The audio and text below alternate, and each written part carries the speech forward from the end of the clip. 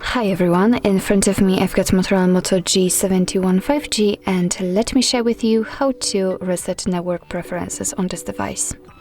So first of all, let's enter the settings, and here we have to scroll down to the very bottom to find system.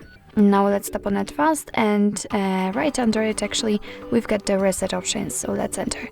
And as you can see, on the very first position we've got the option we're looking for, so let's tap on it, and here your device is informing you that it will reset all network settings, including the Wi-Fi, mobile data and Bluetooth. So let's tap on reset settings, and your device will inform you that you cannot undo this action.